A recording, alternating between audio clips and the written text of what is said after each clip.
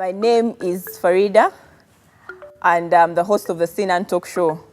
We are here with a very important person. He is a hero, he's one of our historicals, he's a leader in many spheres, and he's one unique man who one person is doing.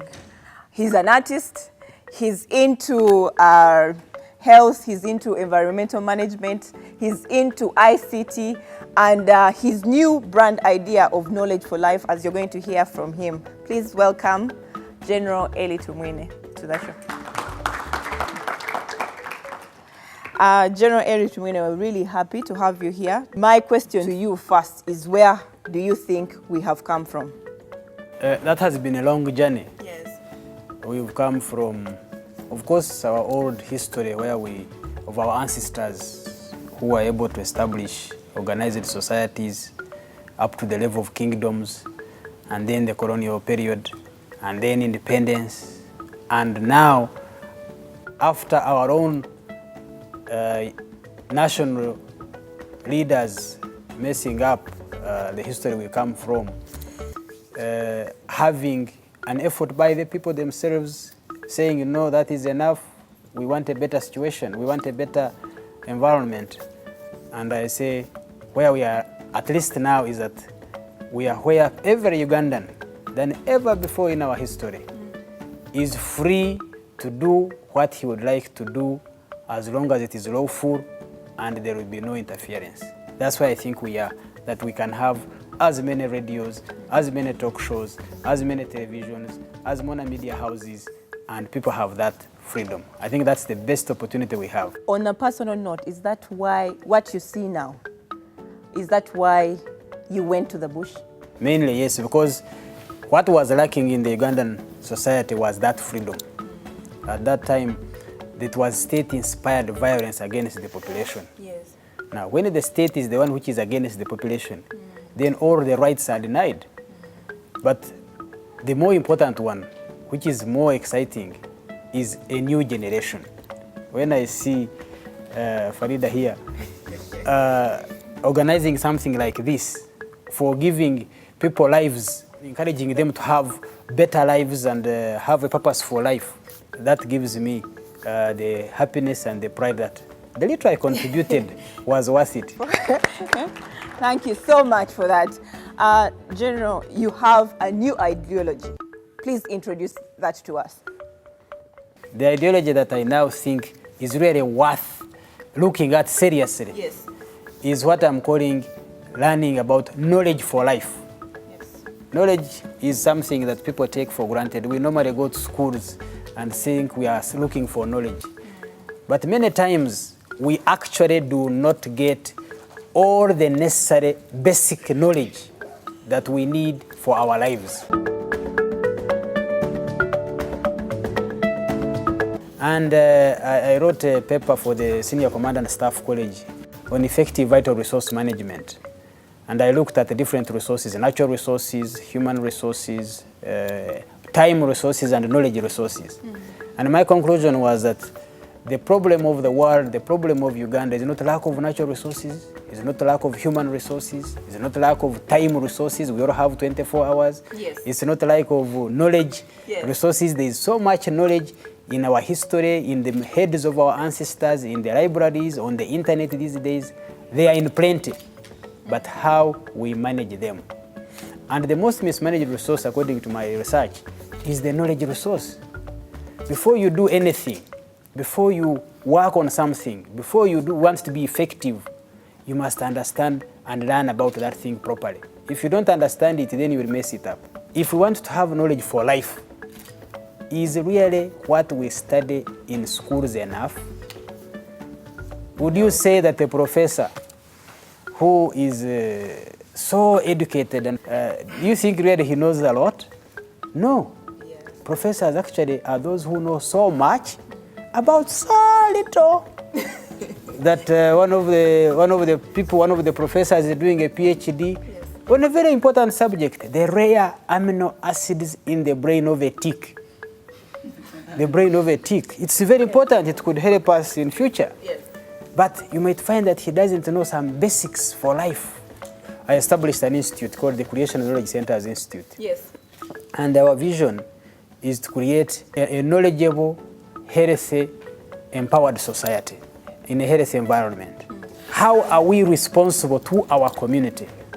What makes us responsible? You can't be responsible if you don't know. Now, I asked myself, where does the community meet? Where do we meet to share the problems in our society? I didn't find it.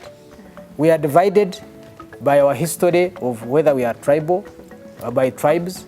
We are divided by religion. Even in the regions, there are subdivisions. We are divided by those who are educated and those who are not educated. We are divided by those who are rich and those who are poor. And there are areas where we can become together. If we live on this Nakasero Hill, when do the people of Nakasero Hill have a common meeting place to share? If you live in the same block in Bugorobe Flats, when do you meet to share what affects your block?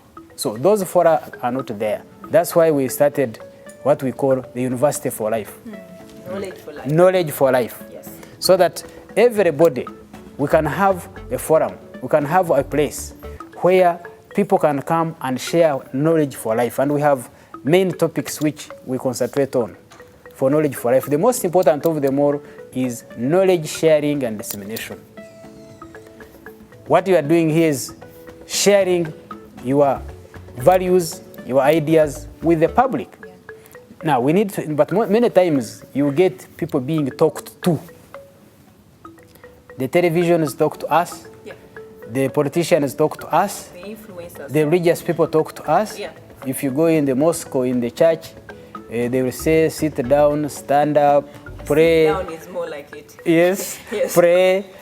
And at the end you go. You don't put up your hand. You can't say bishop or... No questioning. You don't ask a question. You come for answers. I do not answer. I don't understand this verse. Or, yeah. So, but here we need a forum where we are able to exchange ideas. How do we move forward together, focus together on common good values if we have nowhere where we discuss and learn about each other so that we can have action? Until when shall we continue to be divided by whoever comes on the stage and wants to take us this way or that way? They can convince us for their issues, but we have common focus areas which unite us. Now, the courses that you chose for Knowledge for Life, there are 7. Why these courses? Why were they like knowledge sharing, health, environment management, entrepreneurship, ICT, art, fashion and design, and the talent clinic? As I have said, knowledge sharing and dissemination is the most important because it encompasses everything else. If you have to have all those, you need to have where you share the knowledge and how you disseminate it. Yes. Now, the second one is health. People, are excited about money. That's why I have this interesting book, which I must share with you. I am really excited about it, which talks about agenda for a new economy. Oh, okay. And it talks about phantom wealth and real wealth. Okay. Phantom wealth and real wealth. Yes. It separates what is real wealth and what is phantom wealth, meaning it is where people are concerned about money. Wealth which can appear and disappear. Yes. Like you buy shares today, they raise to a certain amount, and all of a sudden they are dropping. Yeah. That is, and you have not done much to it of real value, which can be seen as wealth. Now, as opposed to real wealth, which has intrinsic value. If you give me a smile, Farida, or if these people give you a smile, yes. How much money would you put on that? Real wealth is good health, a loving family, yes. A loving community, a healthy environment. Those are basic values that we all require. And if you have them, you are actually rich. The next point we deal with is health. We are concentrating mainly on 3 subjects under health. Because health is a right for which everybody should have. You will not be wealthy if you are not healthy. Yeah, that's true. So, health, we concentrate on nutrition, for example. If people knew what to eat, when to eat, and what not to eat, a lot of the world's problems will be reduced, I can assure you. What we eat destroys us. Then hygiene. 60% of the diseases that are destroying our people, actually 70%, are preventable diseases, which could be prevented by doing certain things. And one of them is hygiene. That one you don't need to go to a university to know how to clean your teeth, how to wash your body every day. And of course, the third one is how to prevent the diseases. Most of these diseases can be prevented if you know what to eat, if you know what hygiene to do, and a few other measures that to take to prevent most of the diseases. Third subject, which we think is a common good issue, is environment, our common heritage, our common environment. You know, many people, and the way we protect it. Many people are chasing money. You can do without money and live. Many people can do without money. I can tell you, many of our people in the villages don't have a lot of heavy pockets. They live on the nature, on nature. And God had designed nature to look after us. You can spend time without money. You can even spend 14 days without food if you have water and survive. You may even spend 7 days without both, without food, without water. If you are a lady, actually, females can go up to 80 days. You told me in your office. Yes, so, but you cannot spend 3 minutes without air. So which is more important? Air. Is it fresh, clean air, or is it money? Air. So, environment, therefore, is a common, where does it come from? Yes. It comes from the nature, from the trees. How many people this morning have woken up with pangas, with axes, with power saws, with bulldozers to clear the vegetation? How many? Very many. As opposed on this side, how many have come up with trees to plant this morning? Very few. If we asked each person how many trees he has planted as opposed to how many he has cut, the balance is like this. Everybody, according to our calculation, uses a tree a month. In paper, in furniture, in construction, in everything. So we are destroying without replacing. And there we have proposed, actually, we have said the whole world, every citizen should plant at least a tree a month. And that means if every citizen of the world planted 12 trees a year, only 12 trees, which even might cover only 120 meters if you planted a tree a meter apart, you will be able to sustain our environment. And the more the population, it means the more trees. And we are proposing, if possible, a tax. Every citizen in the world to pay a tax. If you can't plant, you pay money to give to those who can plant for the good of our common good. That's environment. Now, on the subject that follows is entrepreneurship. You know, it is a recent subject. That's where the money is. Not even money, my dear. We are saying every person, whatever resources you have, you need to have to be prepared on how to use those available resources for maximum benefit. And some of us know that we are professionals on using whatever is available to get what you want. Yes. You can use as an artist, you can use whatever materials are around and produce something good. But also as a freedom fighter, you don't have to have everything. You can get the resources from those who have it, but who are misusing it. Then the next subject, which we think is very, very important, which everybody should take interest in, is science, technology, ICT, and research. Even our old women used to do research. Yes. You used to know what science they are depending on the herbs, on the nature. This was out of knowledge, scientific knowledge. You know, people think that scientific knowledge is curriculum or things which are made in laboratories. Yes. No, science is studying what is around us, which we can turn around and use them in a better way. So we need to take interest in past and modern science. We need to take interest in technology. These days, the information technology is very far. That's why ICT, even people don't think, they think ICT is computers. It is information technology.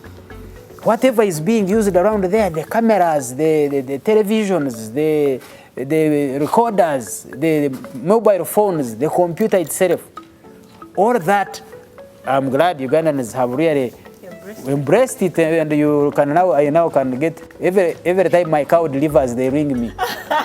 That a cow in the village has delivered. Yes. That's an example I can give. Take this seriously, because they will move us to another phase of development. We are now talking of design and innovation. Yes. Many people think that the world will change by itself. No. There are 3 categories of people in the world. Category number 1 are those who create what is not there. Like this program. Thank you. Yes, so I must thank you for that. Thank you. Category number 2, and they are the majority in the whole world. These are people who just follow what category number 1 has created. They just follow. For them, they are just followers. Category number 3 is those who adopt. They see something good, they adopt it. And Japan has used this very much, and some of the developing nations. Yes. That category is also interesting. If you want to create is that anybody will remain in its former state until an external body moves it to another state. And that will bring me to when I want to talk about corruption. Yes. Because until somebody designs, creates, changes, brings a new idea, things will remain as they were yesterday. The final subject which we are interested in is talent, identification, and development. Yes. The human resource, the biggest resource for humankind. There is always a lot of talent. I ask people, I cannot sing. Have you tried? No. Yeah. Now, I always tell people about a song which says, making the best of a bad situation. There's a song which we used here, I think it was by Diana Rose, making the best of a bad situation. Even a bad singer. Yes. I mean, even a hoarse voice. If you can come up with something amazing, yes. But just people don't want to try. So they sit down on talent. Secondly, we don't have a deliberate effort to identify talent. Yes. There is a lot of talent, not necessarily in the arts, but in many other subjects, in football, in sports, other talents in somebody who is able to use his hands. We are speaking to General Elly Tumwine. We'll be right back.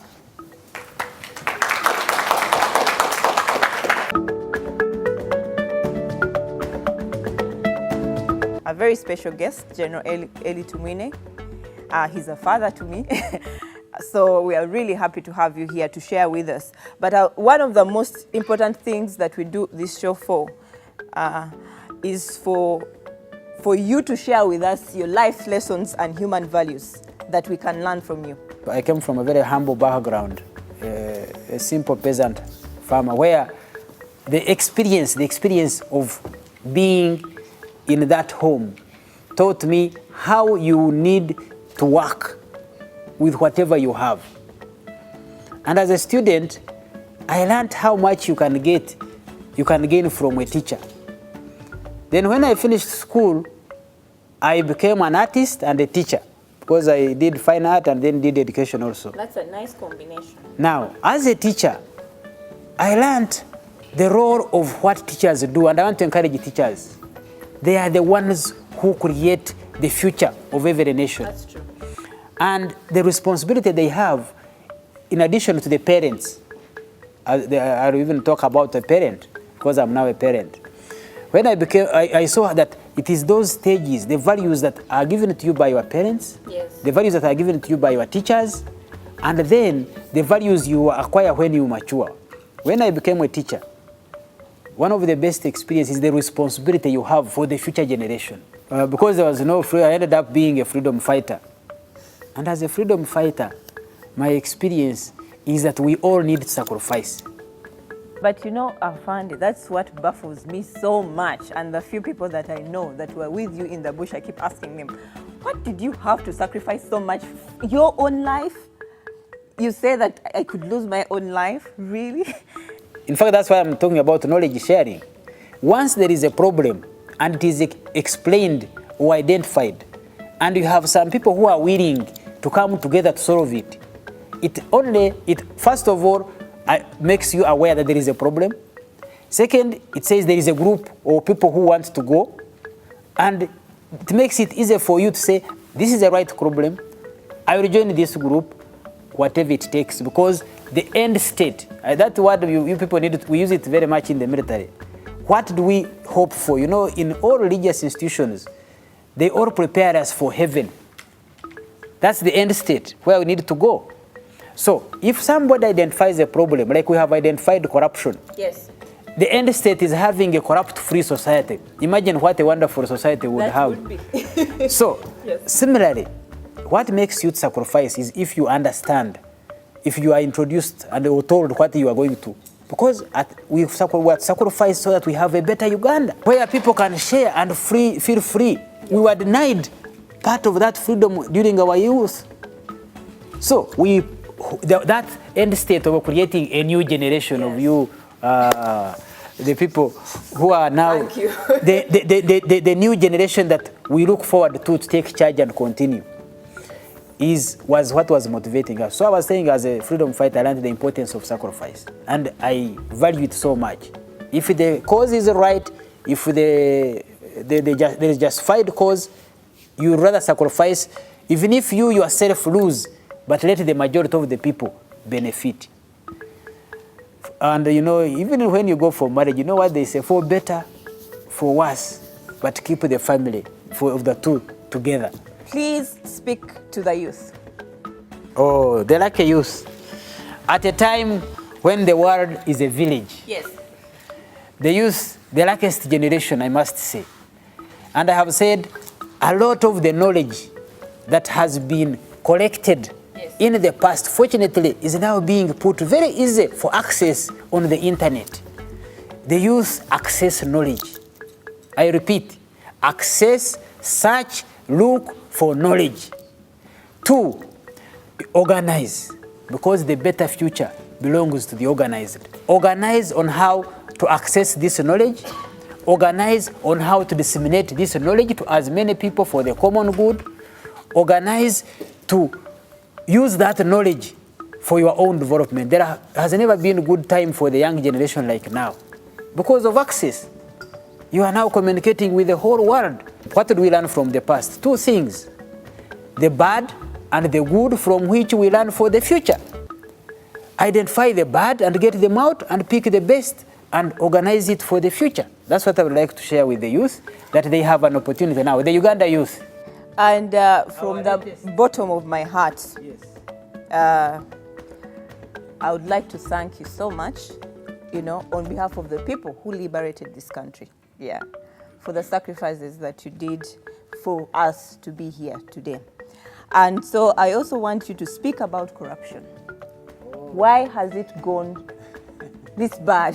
I mean, with what we are hearing, true? It is a serious matter. You know, everything develops. Everything, either for the good or for the bad. Now, I am describing corruption as a dirt. Chaff. Dirt. Yes.